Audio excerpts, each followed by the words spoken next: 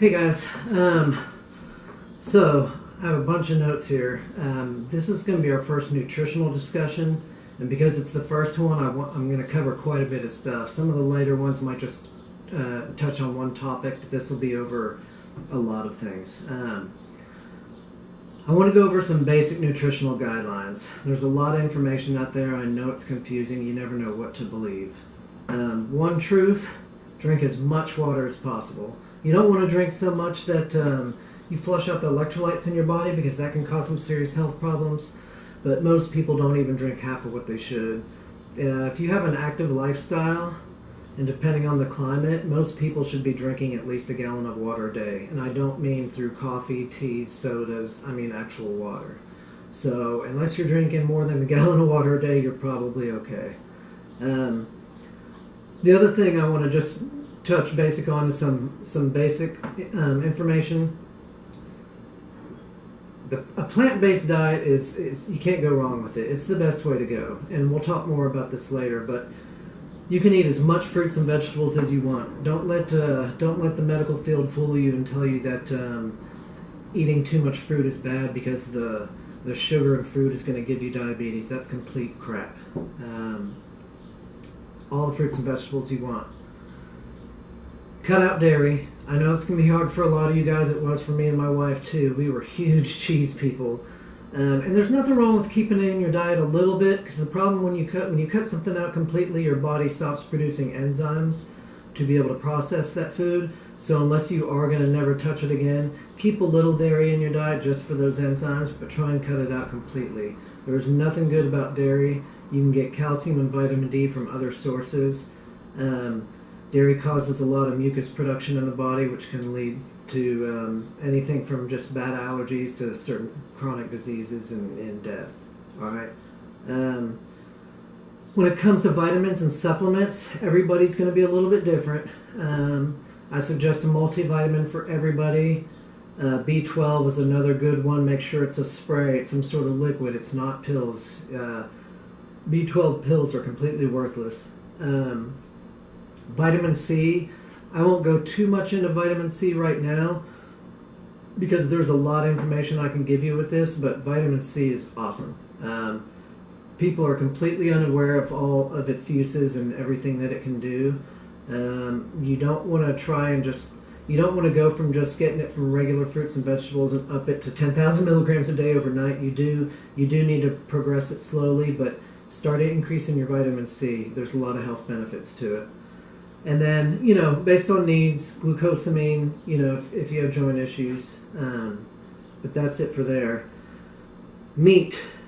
I'm a meat eater. I always will be. I'm a huge fan of the vegan diet, and I tell people about it all the time. But I am a meat eater. I always will be. So if you're going to eat meat, keep it organic, grass-fed. You don't want the hormones. And the reason you want grass-fed is if they're feeding the animals grains, a lot of it has genetically modified corn in it, and you don't want GMOs either. So grass-fed organic beef and chicken. Now the biggest part of this discussion is going to be different diets. Like I said, there's a lot of information out there, and here's the problem. In this country, and you could be in a different country, but in America, we have free speech. With free speech, it can be spoken free speech or even written free speech.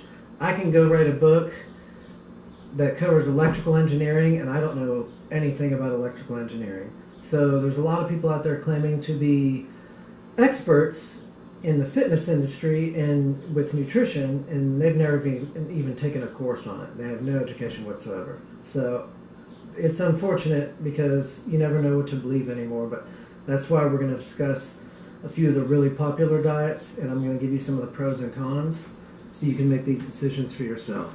So let's talk about the alkaline diet. The gimmick with the alkaline diet is that it claims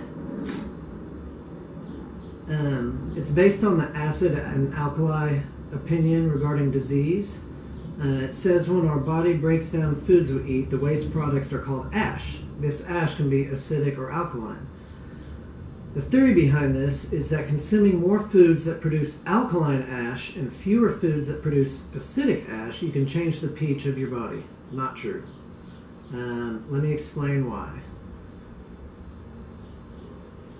Alright, so if you don't know anything about the pH scale, it's between 0 and 14. Closer to 0 is very acidic, 14 is very basic or alkaline. Water has a pH at 7, so 7 is totally neutral.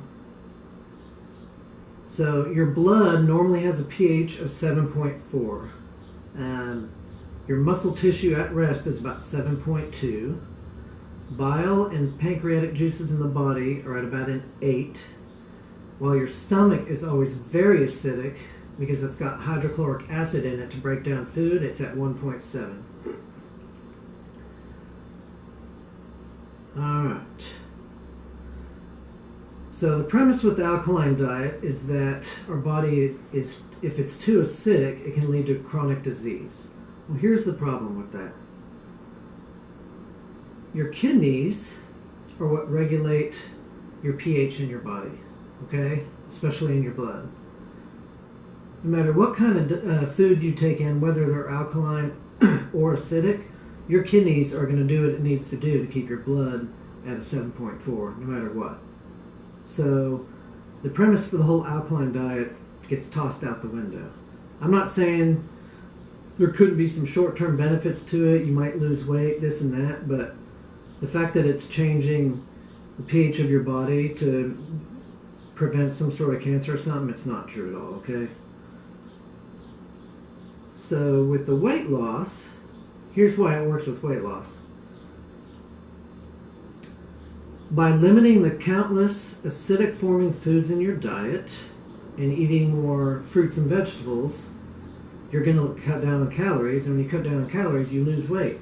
Whoopee, we know that, right? Now, there are some pros to it, okay? So, it has you cutting back on soda and energy drinks and junk foods, and that's always good, and it does have you eating lean meats and fish, and actually it has you cutting out citrus fruits because of the acidity. So you're going to miss out on a lot of nutrition on the alkaline diet. So I don't recommend it. Here's another one. Now this is the most popular, at least in the roundabout parts of town in the fitness industry that I know of, and it's the ketogenic diet. I know I'm going to ruffle some feathers with this, but it is just a fad, and it's not even a new one. It's just been renamed. The ketogenic diet is the same as the low-carb diet, the Atkins diet, which was a huge failure, and even the South Beach diet. Same diet, different name. It works, but it's extremely unhealthy. So it's meant for very short-term weight loss, and you have to be careful when you go back to eat normal because you're just going to put the weight back on. It has you eating 5 to 10% of your calories from carbs, 70% from fat, which I can't believe, and the remainder 20 to 25% from protein. Because you aren't using carbs as a fuel source, it says that you're going to burn strictly fat or even protein. It leaves the protein part out, but you could lose muscle from this too. You will have weight loss and you're hoping it's fat. But the problem with the low-carb diet, you're very lethargic, so you don't have the energy to work out. And I think everybody would agree that part of being healthy is that you have an active lifestyle, and that working out is part of it, especially if you're trying to lose weight. And you're going to be irritable all the time. I don't think anybody will argue that you won't lose weight on it, but it's meant for very short term, and it's not healthy. Consuming 70% of your diet in fat, I don't even want to know what the inside of your arteries look like, okay? And let's see. So the pros definitely do not outweigh the cons with this, and this is based on feedback from people. Has a lack of variety, and most people get tired of eating the same thing over and over again. Again, we're talking about the keto diet. Lack of fiber, lack of essential nutrients, The weight loss is temporary. Fatigue and irritability. Unable to exercise. So that's just some feedback from people on the keto diet that have done it. All right. Now the next one, there's going to be some controversy on the next one. It's the paleo diet.